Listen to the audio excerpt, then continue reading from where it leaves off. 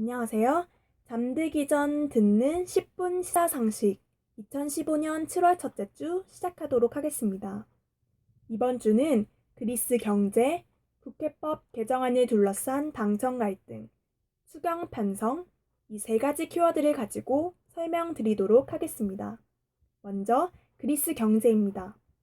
그리스 경제를 한 문장으로 설명드리면 돈을 빌렸는데 돈을 갚지 못하는 상황에서 돈을 빌려준 곳과 싸우고 있다. 이렇게 설명드릴 수 있습니다. 그렇다면 그리스의 돈을 빌려준 곳은 어디일까요?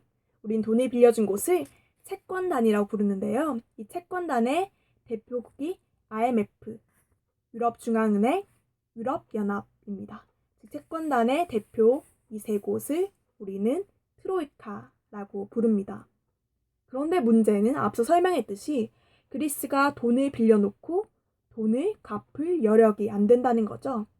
그렇기 때문에 그리스 총리 치프라스와 돈을 빌려준 채권단 트로이카 간의 협상이 벌어지고 있는 것이죠. 이 협상은 바로 돈을 갚을 기한을 좀 더 늘려달라거나 혹은 갚을 돈에 대해서 액수를 조금만 줄여달라는 등의 내용의 협상이겠죠. 이 협상과 관련해서 돈을 빌려준 트로이카 채권단은 그리스 퇴직자로부터 연금 수령액을 좀 더 줄이다거나 혹은 세금을 좀 더 높여라 라는 등의 요구를 하고 있습니다. 거기에 대해서 치프라스는 이러한 요구는 주권을 침해하는 것이다. 매우 굴욕적이다 라고 하면서 그 요구 협상안에 대해서 반대하고 있는데요. 또한 이 치프라스는 이러한 채권단의 요구에 대해서 국민투표로 찬성과 반대 입장을 묻고 있습니다. 즉 국민들은 과연 이 채권단의 요구, 즉 세금을 인상하거나 혹은 연금액을 줄여라 라는 요구에 대해서 찬성할까 혹은 반대할 것인지에 대해서 그 의사를 국민투표로 묻고 있는 것이죠. 그럼 여기서 궁금한 것은 과연 국민투표에서 찬성이 많이 나온다면 혹은 반대로 반대가 많이 나온다면 그리스 경제는 어떤 식으로 흘러갈 것인가에 대해서 궁금하시겠죠? 만약 국민투표 결과 채권단이 주장한 요구에 대해서 찬성하는 쪽이 더 많이 나온다면 어떻게 될까요? 바로 치프라스가 물러나야겠죠? 왜냐하면 치프라스의 경우에는 이 채권단의 요구가 굴욕적이라며 반대를 했는데 국민 대다수가 이 요구를 받아들여서라도 유로존에 남아있어야 한다라고 주장한다면 이 치프라스의 그런 반대 의사는 명분이 사라지는 것이겠죠. 그런데 만약 반대 의사가 더 많이 나온다면 어떻게 해야 될까요? 즉 채권단이 주장한 요구에 대해서 반대가 많다면 최악의 상황에서는 그리스가 유로존을 떠나는, 즉 그리스와 엑싯의 합성어인 그렉시트가 현실화되는 것이 아닌가라는 우려가 있습니다. 이러한 그리스 경제의 일촉즉발의 상황에 대해서 언론사들이 일면에서 앞다투어 다루고 있는데요. 그렇게 다루는 이유가 무엇일까요? 바로 그리스 경제가 저 멀리 유럽 국가인 그리스에만 한정된 것이 아니기 때문입니다. 사실 우리나라도 1997년 외환위기 당시 IMF로부터 어떤 요구를 받아들여야 했죠. 이 때문에 그때 외환위기 당시를 겪었던 국민들은 그리스 국민들에게 동병상련의 감정을 느낀다라고 말하시는 분들도 많고요.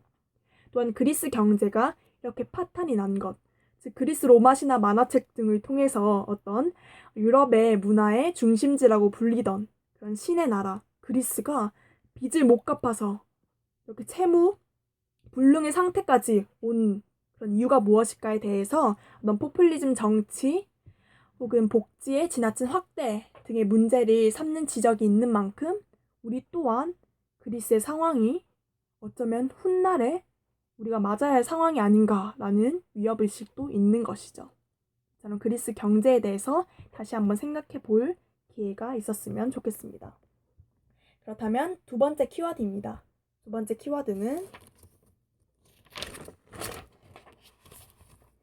바로 유승민 원내대표와 박근혜 대통령이 대결하는 구도, 즉 국회법 개정안을 두고 유승민 원내대표와 박근혜 대통령의 당청 갈등에 대해서 설명드리도록 하겠습니다. 먼저 당청 갈등에 대해서 설명드리기 전에 국회법 개정안에 대해서 짧게 설명을 드려야 할 것 같습니다. 입법부, 국회는 무엇을 하죠? 국회는 바로 법률을 제정합니다. 그러면 행정부, 정부는 이 국회가 만든 법률 하에서 어떤 시행령, 명령을 제정하여 그것을 시행하는데요. 만약 행정부의 이런 명령이 입법부가 원래 만든 법률의 취지에 어긋난다면 입법부는 이 행정부의 명령, 시행령에 대해서 어떤 거부를 하고 할 수 있다는 내용을 담은 것이 바로 국회법 개정안인데요. 박근혜 대통령은 이 국회법 개정안에 대해서 삼권 분립, 즉 입법, 사법, 행정이라는 3권의 분립에 어긋난다는 취지로 거부권을 행사했습니다. 즉 국회법 개정안에 대해서 제의를 요구한 것인데요. 제의를 요구했다는 것은 결국 어떤 거부권을 행사했다는 것입니다. 이 거부권을 행사하면서 했던 발언이 최근 논란이 되고 있는 것입니다.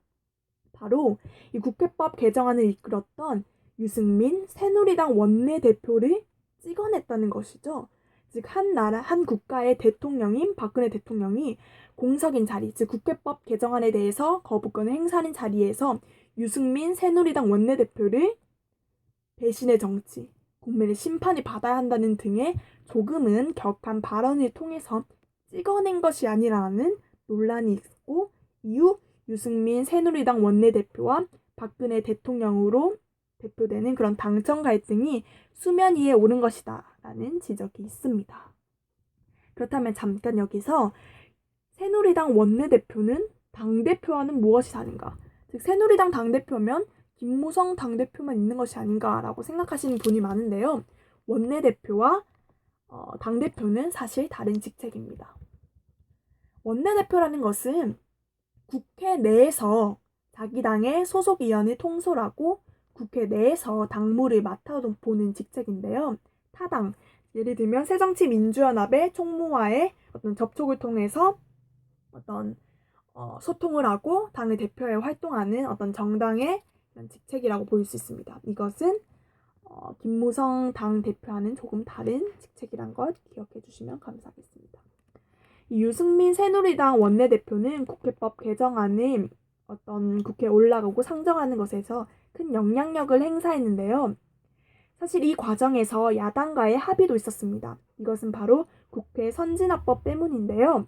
국회 선진화법을 짧게 설명하자면 어떤 다수당의 의사만을 가지고 소수당을 배제한 채 날치기 법안을 통과하는 것을 막기 위해서 또 소수당과 합의를 통해서 국회 법안을 발의하고 상정해라 라는 의미를 가진 그런 법인데요.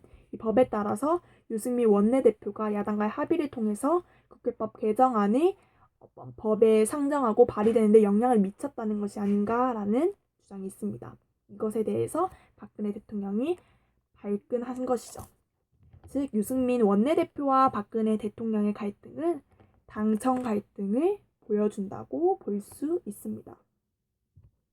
그렇다면 마지막 세 번째 키워드로 넘어가도록 하겠습니다.